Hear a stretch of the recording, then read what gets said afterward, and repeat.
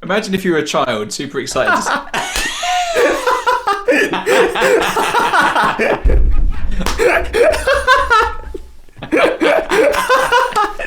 That is gold.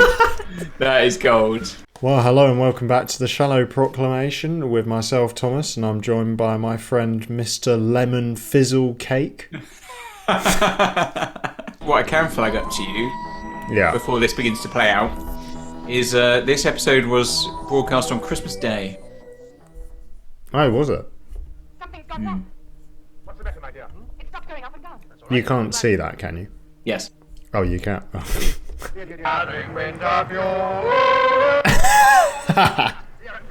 It's a Christmas special. Yeah, this is the only environment where the TARDIS's current chameleon circuit configuration makes sense, isn't it? That's true, yeah. First time we've seen that since first episode, maybe? Haven't I seen your face before somewhere? Where? Yes, of course I remember now. Yes, the marketplace at Jaffa. There's a little in-joke there, because that guy actually Jaffa. was in the Crusade. Oh, yeah. Jaffa. Say that I am a citizen of the universe. And a gentleman to boot. Is that on a bit, isn't it, sir? Now look, lad. A citizen of the universe and a gentleman to boot. What a line. Wow, that is brilliant. Have you noticed anything about this story so far? Anything missing? I was about to say music, but that put curtains to that idea. Daleks? Bingo. Haven't had any Daleks yet. No Daleks. Did they run out of Daleks? It was aired on Christmas Day. And so they decided that they should make it a comedy episode on the assumption that either nobody would be watching or they wouldn't want to continue with such a dark, grim story as the Dalek Master Plan. So they just shoehorned in a Christmas comedy special. Into the middle of a 12-part Dalek story. So, like, that's why you've got this kind of slightly meta reference to him. Don't I know you from somewhere? The Jaffa Market, you know, because he really is the same actor and they're literally playing it for laughs.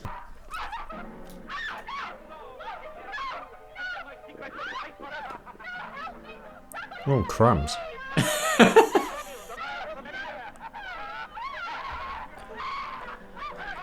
Don't worry, Thomas. If you've not got a clue what's going on, Yeah, what are you showing me, Paul? no one knows what's going on. It's a film set. Yeah, this is where the skills of the recon makers are stretched to their absolute limit. What's this? Hey, it's Charlie Chaplin. What the heck is going on? Here's the sack of potatoes. Where did you find him? On the rubbish dump? I resent that. He's a sack of potatoes. Whatever dramatic weight was accumulated in parts 1 to 6 has rapidly diminished. Imagine if you were a child, super excited to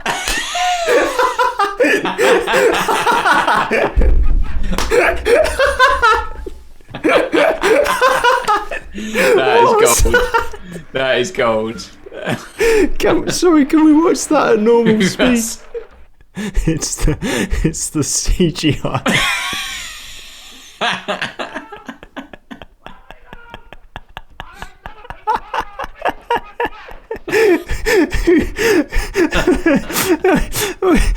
The sad thing is that probably took several days to make. Yeah. A lot of effort got into that. God bless them for doing it. It certainly conveyed what it needed to convey, but my goodness, that was hilarious. I think that woman is the wife of the director. Oh, really? She's in some Sheila Dunn. She's in some later Doctor Who as well. That's quite a big part in the story, actually, in the John Pertwee era. Oh, okay. How many has she done? All right. It's very hard to get a sense, really, of what's going on. I don't feel like anything in my life has prepared me for this. I think that guy was supposed to be Bing Crosby. Brilliant. They'd originally conceived this story as a crossover with another BBC show called Z Cars, which was a police which was like a police show set in Liverpool, I think. But I think the direct people in Z-Cars objected to it. But they kept the policeman idea, but just didn't do a proper in-universe crossover. Right. It's Christmas.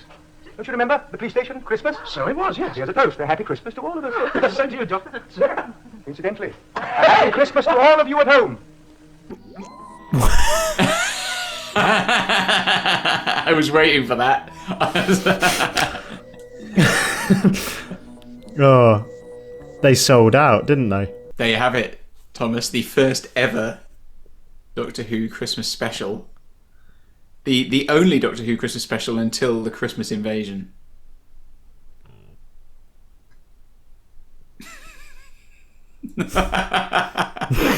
I mean, yeah, wow. I mean, it's rubbish, isn't it? An absolute dog's dinner, let's be honest. Yeah. No, that's a bit harsh. But I mean, no, it's widely regarded as absolute tat. Don't get me wrong. I mean, it really is. Like, it's pure nonsense. It's What just were a they bit thinking? shameless, isn't it? What, of all the stories to put that in the middle, if it was a standalone thing, fine. But it's the fact that it's slap bang in the middle of. We'll just pause the story for a week and just have a completely random thing when the Doctor breaks the fourth wall at the end.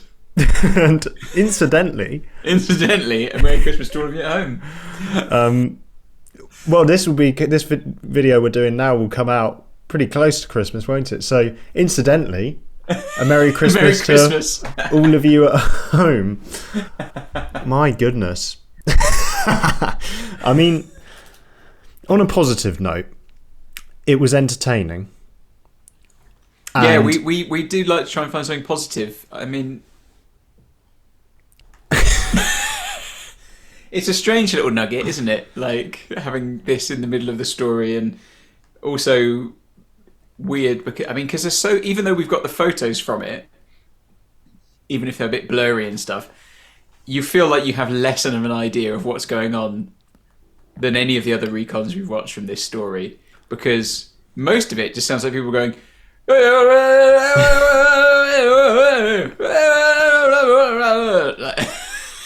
just arguing in the film set somewhere.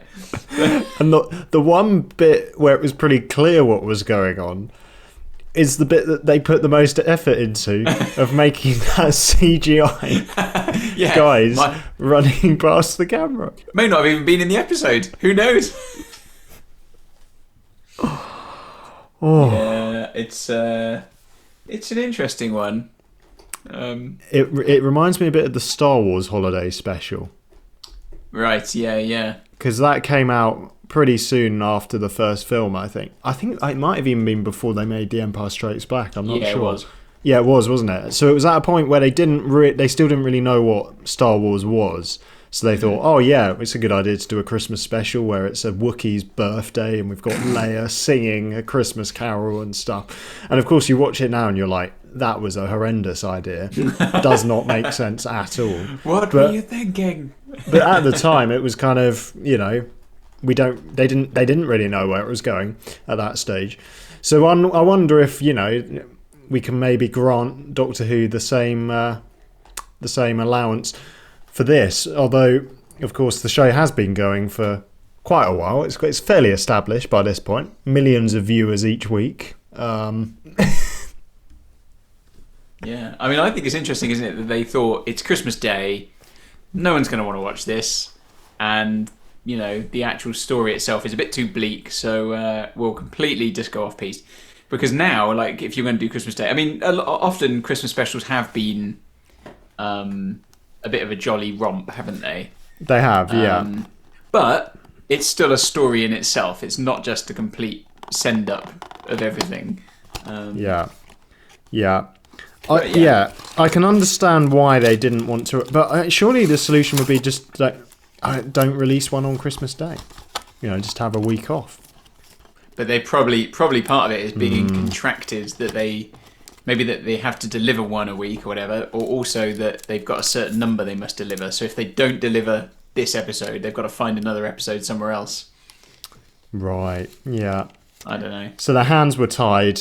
They didn't want to release brooding Dalek chase stuff. Well, I told you that, the when you were saying in the last episode, and we're only halfway through, told you it was going to get a bit different. The second half, we'll be back to the story, but I think it's going to change direction a little bit anyway. So not quite as much of a change direction as that.